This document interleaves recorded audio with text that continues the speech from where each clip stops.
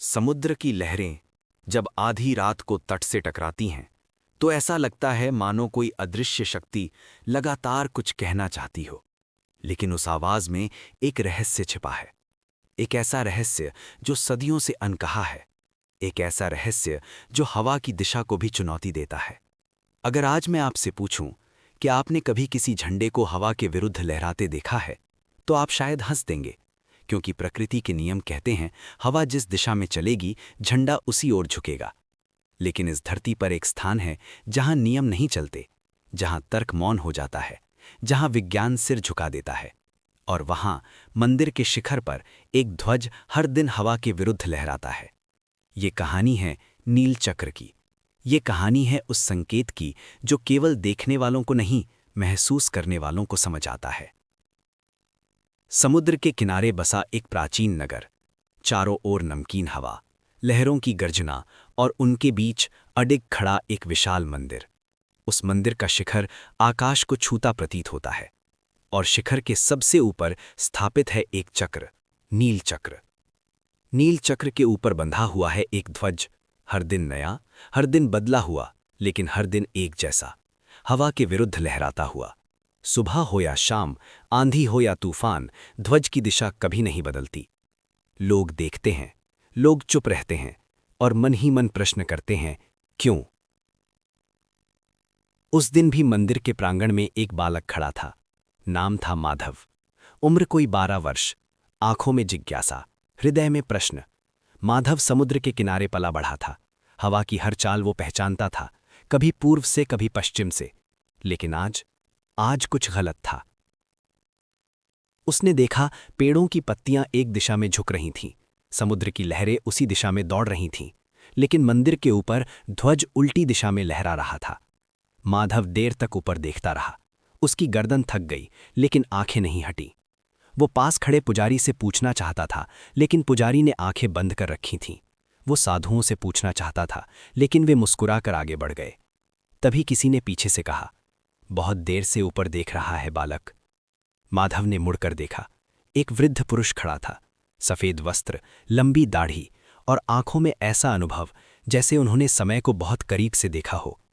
माधव ने हिचकिचाते हुए पूछा, बाबा, हवा इधर से चल रही है, फिर झंडा उधर क्यों लहरा रहा है? वृद्ध ने ऊपर देखा, फिर समुद्र की ओर, फिर माधव की आंखों में। उन्होंने उत्तर तुरंत नहीं दिया। कुछ क्षण मौन रहा, मानो शब्द चुन रहे हों। फिर बोले, क्योंकि वो झंडा हवा के लिए नहीं लहराता। माधव चौंका, तो फिर किसके लिए? वृद्ध धीरे से जमीन पर बैठ गए और इशारे से माधव को भी बैठने को कहा और बोले, अगर सुनने का धैर्य है तो ये कथा लंबी है। बहुत समय पहले, जब ये नगर ऐसा नहीं था, जब यहां केवल जंगल था और समुद्र निर्भीक था, उस समय एक राजा इस भूमि पर शासन करता था। राजा धर्मनिष्ठ था, लेकिन उसका मन व्याकुल रहता था।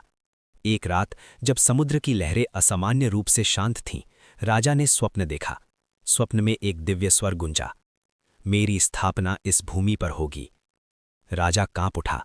वो स्वर किसी सामान्य देवता का नहीं था। वो स्वर आदेश नहीं था, वो आमंत्रण था। अगली रात फिर वही स्वर आया। तीसरी रात स्वर के साथ दर्शन भी हुए। भगवान प्रकट हुए, नेत्रों में करुणा, मुख पर रहस्य। भगवान ने कहा, यहां मेरा निवास होगा, पर एक बात स्मरण रखना, मेरी लीला को समझने का प्रयास मत करना। राजा ने सिर झुका दिया। मंदिर का निर्माण आरंभ हुआ। पत्थर आए, कारीगर आए, सदियां बीत गईं। अंततः वो दिन आया जब शिखर पूर्ण हुआ और उस पर स्थापित हुआ नील चक्र। पहली बार ध्वज बांधा गया। लोग उत्साहित थे, ढोल बजे, शंख गूंजे। लेकिन तभी कुछ अजीब हुआ। हवा पश्चिम से चल रही थी, लेकिन ध्वज पूरब की ओर लहराने लगा। लोग चिल्लाए, कारीगर घबराए, पुजारियों ने मंत्र पढ़े, पर ध्वज अपनी ही दिशा में लहराता रहा। राजा स्वयं शिखर की ओर देखता रहा। उसके होंठ कांप रहे थे। उसे स्वप्न की चेतावनी याद आ रही थी, मेरी लीला को समझने का प्रयास मत करना। समय बीता, राजा गए, वंश बदले, युग बदले, विदेशी आए, नए विचार आए, नए यंत्र आए। एक समय ऐसा आया जब कुछ लोगों ने कहा, ये सब भ्रम है। उन्होंने यंत्र लगाए, हवा की दिशा मापी, गति मापी, दबाव नापा, पर परिणाम हर बार एक ही रहा। हवा एक ओर, ध्वज दूसरी ओर। किसी ने कहा ये वास्तुकला का चमत्कार है, किसी ने कहा ये संयोग है, लेकिन जो वर्षों से वहां सेवा कर रहे थे वे कुछ और जानते थे। वे जानते थे ये संकेत है। वृद्ध ने माधव की ओर देखा और पूछा, तू जानता है बालक, संकेत किसे कहते हैं? माधव ने सिर हिला दिया, नहीं बाबा। वृद्ध बोले, संकेत वो नहीं होता जो समझाया जाए, संकेत वो होता है जो सही समय पर सही व्यक्ति को सही दिशा दिखा दे। उन्होंने ऊपर ध्वज की ओर देखा और बोले, ये ध्वज उन्हें दिखता है जो जीवन में विपरीत हवाओं से लड़ रहे होते हैं। जब सब कुछ उल्टा चल रहा हो, जब संसार साथ छोड़ दे, जब तर्क काम ना आए, तब ये ध्वज कहता है अगर भक्ति सच्ची है तो दिशा बदलने की आवश्यकता नहीं। माधव की आंखें भर आईं। उसने पहली बार ध्वज को केवल कपड़ा नहीं देखा, उसने उसे संदेश देखा। उस रात माधव घर गया, लेकिन मन वहीं अटका रहा। अगले सुबह फिर आया और फिर अगले दिन। हर बार ऊपर देखता। अब वो प्रश्न नहीं पूछता था, अब वो समझने लगा था। एक दिन तेज तूफान आया, पेड़ झुक गए, लोग घरों में छिप गए। माधव मंदिर के बाहर खड़ा रहा। लोग उसे खींचकर अंदर ले जाना चाहते थे, लेकिन वो रुका रहा। उसने ऊपर देखा, ध्वज अब भी हवा के विरुद्ध लहरा रहा था। उस क्षण माधव मुस्कुराया और मन ही मन बोला, अब समझ में आया। वृद्ध ने कथा समाप्त की। समुद्र शांत था, हवा बह रही थी। माधव देर तक शांत बैठा रहा, फिर बोला, बाबा, ये ध्वज बदलेगा कभी? वृद्ध ने उत्तर दिया, जिस दिन मनुष्य अपनी भक्ति की दिशा बदल देगा, उस दिन शायद। माधव ने सिर झुका दिया और प्रणाम किया।